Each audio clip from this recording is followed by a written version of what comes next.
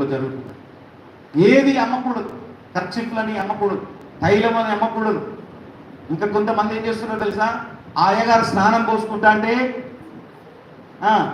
సబ్బు నీళ్ళు కొనకపోతాడట. నేను చెప్పి అబద్ధాలు చెప్తాను, ఇక్కడ నిలబడి అన్ని నిజాలే చెప్తున్నాను. ఏం కొనకపోతానట, ఆ స్వస్థత వరం కలిగి ఉన్న దైవ సేవకుడు స్నానం చేస్తా అంటే ఆ సబ్బు నీళ్ళు, వాళ్ళ చెప్పులు, అక్కడ ఉండే వాలంటీర్లు అమ్ముకుంటానట.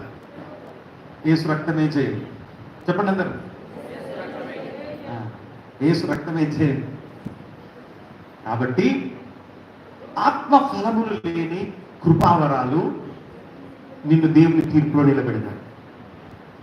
ఆత్మవరాలు చాలా ప్రాముఖ్యమైనవే, కానీ ఆత్మ ఫలములు కలిగి కృపావరాలను ఉపయోగించాలి. అయితే ఆత్మ ఫలాలు ఎలా వస్తాయి? మరి వస్తాయా? ఒక చెట్టు ఉన్నది, ఆ చెట్టును పెడతాం, ఆ చెట్టు ఫలం ఇవ్వాలి. ఫలం రావాలంటే ఏం చేయాలి? దానికి మంచి ఎరువులు ఇవ్వాలి, నీళ్లు పోయాలి, దానికి మంచి సూర్యరశ్మి అందాలి, అప్పుడు ఆ చెట్టు ఫలిస్తుంది. అయితే ఇక్కడ పరిశుద్ధాత్మ మనకు అనుగ్రహించి ఫలించు అంటున్నాడు నిన్ను. హలో, ఏమంటున్నాడు? ఫలించు. ఫలించకపోతే చెట్టు వేరున గొడ్డలున్నది. ఎక్కడున్నది? నా చేతిలో గొడ్డలున్నది బిడ్డ, అది ఎక్కడ పెట్టినా? వేర్ల మీద పెట్టినా. ఎందుకు? నువ్వు ఫలిస్తలేవు. నువ్వు ఫలించకపోతే గొడ్డలితో నిన్ను నరికేస్తా. అందుకని ఆత్మ ఫలములను ఫలించాలి. ఆత్మ ఫలములు ఫలించడానికి నీకు నువ్వుగా ప్రయాసపడాలి. అందుకని ఫలించని ప్రతి చెట్టు నరకబడి, చెప్పండి, ఫలించని ప్రతి చెట్టు నరకబడి అగ్నిలో వేయబడు.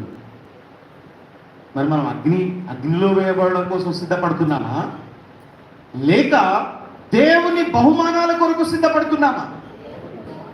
ఎప్పుడు సిద్ధపడతావు? నువ్వు ఈ లోకంలో ఆత్మఫలములు ఫలిస్తే. ఆత్మఫలములు ఏంటి అట? ప్రేమ.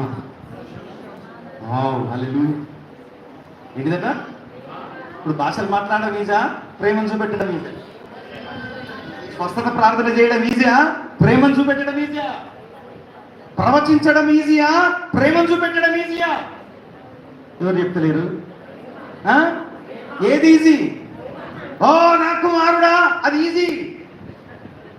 వస్తే టచ్ అనడం ఈజీ కదా, టచ్, హీల్, టచ్, ఇవి ఈజీ. ఇప్పుడు చెప్పు, నువ్వు ఎంత ప్రేమ చూపెట్టుకున్నావు? ప్రైజ్ ది లార్డ్, హల్లెలూయా. ఇది కష్టం. ఇవి వద్దు నాకు, ఈ ఆత్మ ఫలాలు వద్దు, నాకు వరాలు కావాలి దేవా. వరాలు అవసరమే, ఆత్మ ఫలాలతో వరాలు పనిచేయాలి. అందుకనే దేవుడు అంటున్నాడు, ఆత్మఫలమేమనగా ప్రేమ.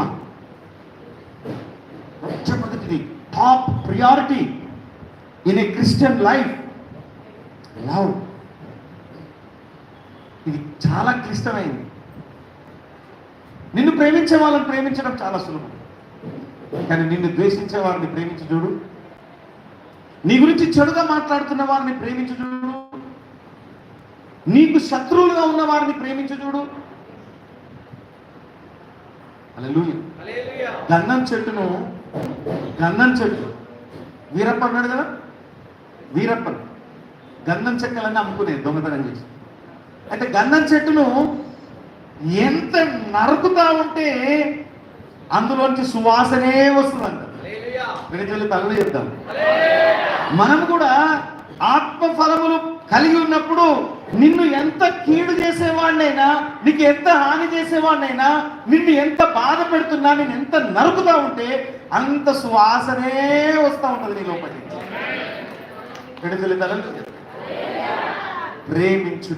ప్రేమించుట అనేది భావోద్రేకం కాదు.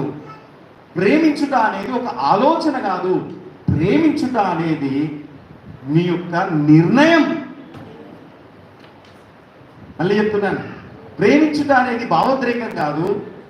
ప్రేమించుట అనేది ఒక ఆలోచన కాదు.